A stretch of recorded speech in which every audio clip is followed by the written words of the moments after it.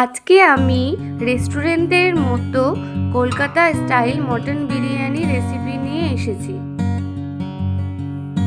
এর জন্য আমাদের লাগবে পেঁয়াজ, বাসমতি রাইস, মটন, আদা, রসুন, কাঁচা লঙ্কা, টক দই, কেওড়া জল, গোলাপ জল, কাশ্মীরি লঙ্কার গুঁড়ো, বিরিয়ানি মশলা, হলুদ, লবণ, ঘি আর আলু।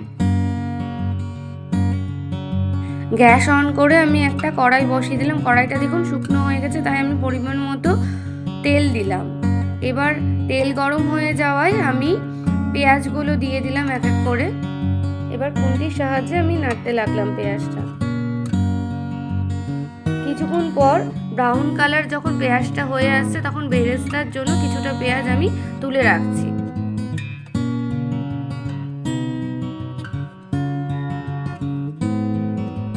বাকি পেঁয়াজ ভাজাতে অল্প একটু আমি জল দিয়েছি। এরপরে আমি আস্তে আস্তে মাটনগুলো দিয়ে দিচ্ছি।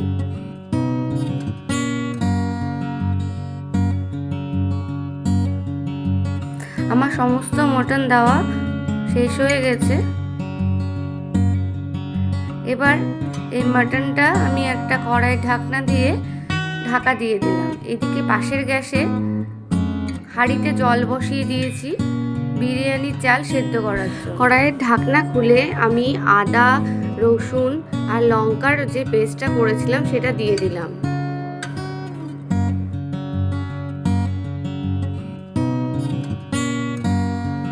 এবার আমি গোটা গরম মশলা হিসাবে দারচিনি আর অল্প পরিমাণ এলাচ দিয়ে খুন্তির সাহায্যে বাকি মশলা সমেত মাটনটা একটু নেড়ে দিলাম।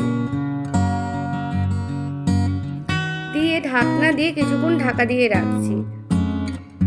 এদিকে হাঁড়ির জলটা গরম হয়ে আসায় আমি দারচিনি আর এলাচ দিয়েছি আর পরিমাণ মতো লবণ দিয়েছি, যাতে বিরিয়ানির চালটা সেদ্ধ হওয়ার সময় লবণটা চালের মধ্যে ঢুকে যায়। এদিকে আমি এই মাটনের মধ্যে অল্প পরিমাণ লবণ দিলাম। আপনারা আপনাদের পরিমাণ মতো লবণ ব্যবহার করবেন।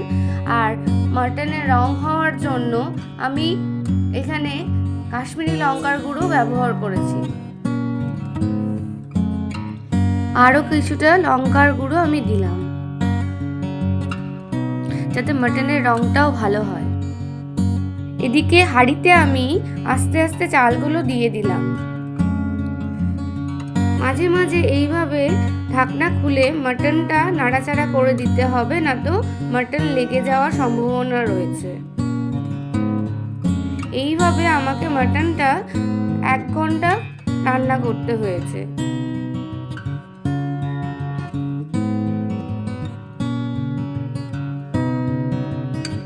দেখুন কি সুন্দর কালার বেরোচ্ছে মাটনের। বিরিয়ানির চালটা আমি দেখছি 80% সেদ্ধ হয়ে এসেছে, তাই আমি ফ্যান ঝরিয়ে পাশে রেখে দিয়েছি। এদিকে আমার মাটনটা 60% মতো কুক হয়ে যাওয়ায় আমি ফেটানো দইটা দিয়ে দিলাম। এবার খুন্তির সাহায্যে আস্তে আস্তে আমি মশলা সমেত মাটনটা দইয়ের সাথে মিশিয়ে নিই। খুন্তির সাহায্যে আস্তে আস্তে মাটনটাকে নাড়তে হবে, যাতে দইগুলো সব মাটনের সাথে মিশে যায়। এইভাবে কিছুক্ষণ খুন্তি দিয়ে নাড়িয়ে আমি কড়াইয়ের ঢাকনাটা দিয়ে দিলাম। মটনটা ধীরে ধীরে দেখুন আমার সেদ্ধ হয়ে এসেছে। মটন থেকে আমার তেলও বেরোচ্ছে।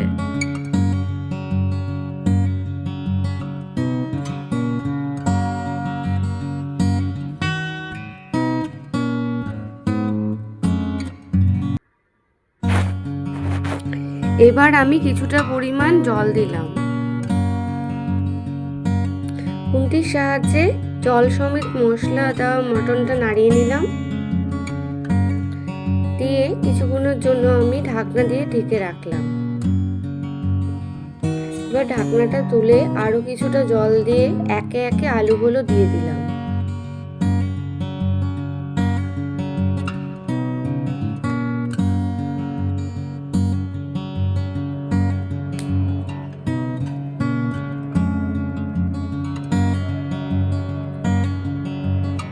আমার আলুগুলো দেওয়া কমপ্লিট। এবার আমি অল্প পরিমাণ লবণ দিয়ে ঢাকনা দিয়ে আলুটা সেদ্ধ করতে বসালাম।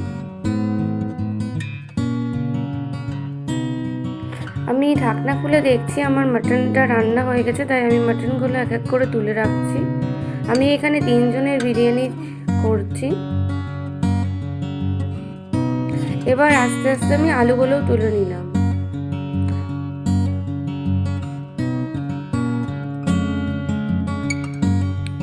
এবার ছাঁকনির সাহায্যে আমি ঝোলগুলো মশলা থেকে আলাদা করে নিচ্ছি।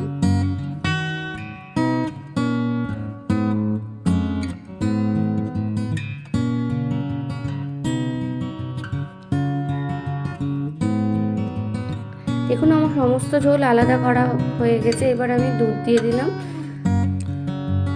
পরিমাণ মতো আমি গোলাপ জল দিলাম,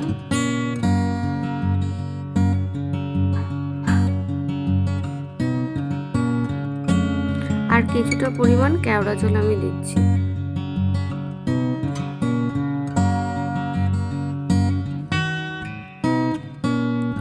আমি কিছুটা বিরিয়ানি মশলা অ্যাড করেছি এর মধ্যে, দিয়ে একটা চামচ দিয়ে ভালো মতো ঝোলটা মশলার সাথে মিশিয়ে দিলাম।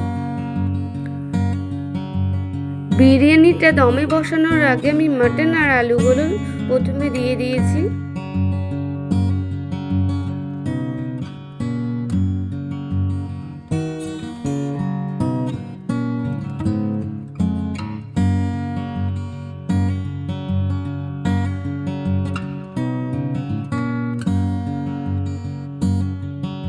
আমার সমস্ত মটন আলু দেওয়া হয়ে গেছে। এরপরে আমি কিছুটা পরিমাণ ঝোল দিয়ে দিলাম। এর উপরে আমি ভাতগুলো সব দিয়ে দিচ্ছি।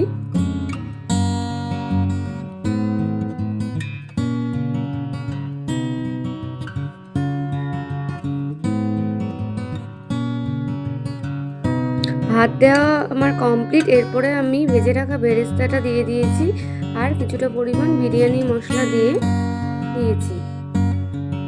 এবার বাকি ঝোলটাও আমি বিরিয়ানির মধ্যে দিয়ে দিলাম।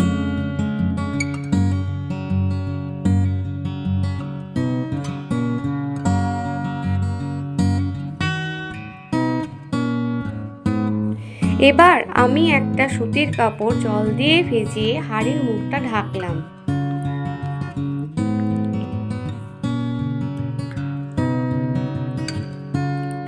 এবার গ্যাসে একটা তাওয়া বসিয়ে হাঁড়িটার মুখে একটা শিল বসিয়ে দিলাম আর বিরিয়ানিটা আমি দমে 25 মিনিট হালকা আঁচে রেখে দিলাম।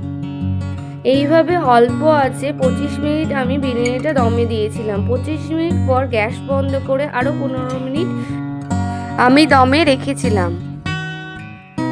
বিরিয়ানির হাঁড়িটা খুলে বিরিয়ানিতে ঘি অ্যাড করলাম। এবার একটা হাতার সাহায্যে আমি ঘিটা যাতে বিরিয়ানির সাথে মিশে যায় তাই জন্য চালগুলো এদিক ওদিক নাড়িয়ে দিচ্ছি। আর একটু পরিমাণ আমি ঘি দিলাম। আমি এখানে 3 জনের বিরিয়ানি তৈরি করছি তাই অল্প পরিমাণে ঘি ইউজ করেছি। আপনারা আপনাদের পরিমাণ মতো ঘি ব্যবহার করবেন। এবার আমি হাতার সাহায্যে চালগুলোকে নাড়িয়ে নিলাম যাতে ঘিটা ভালো মতো বিরিয়ানির সাথে মিশে যায়।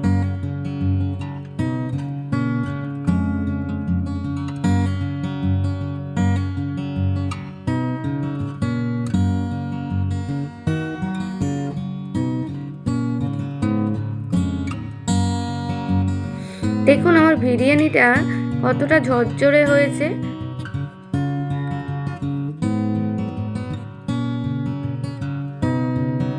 এই বিরিয়ানিতে কিন্তু আমি কোনো কালার ইউজ করিনি। এদিকে আমি স্যালাড কেটে রেখেছিলাম বিরিয়ানির সাথে খাওয়ার জন্য।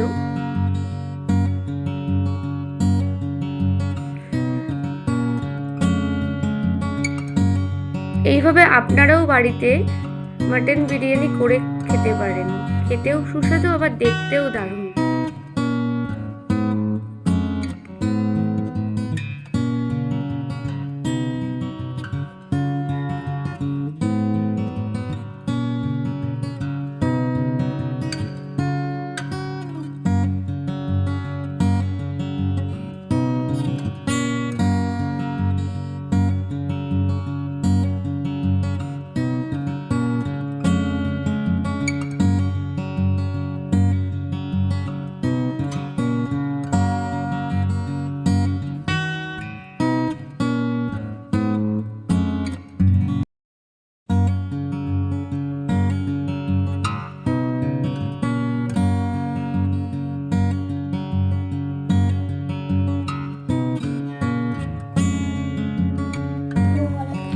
বাবা কি খাচ্ছ? কি খাচ্ছ? বলো বিরিয়ানি কেমন হয়েছে? ভালো কেমন দেখিয়ে দাও কেমন হয়েছে? কেমন ইয়াম্মি মিমির দিকে তাকিয়ে বলো। ঠিক আছে, খাও খাও এত না খাও। সত্যি দারুণ হয়েছে বিরিয়ানিটা। আপনারাও বাড়িতে একদিন ট্রাই করতে পারেন। নতুন রেসিপি নিয়ে আবার দেখা হবে। টাটা, ভালো থাকবেন।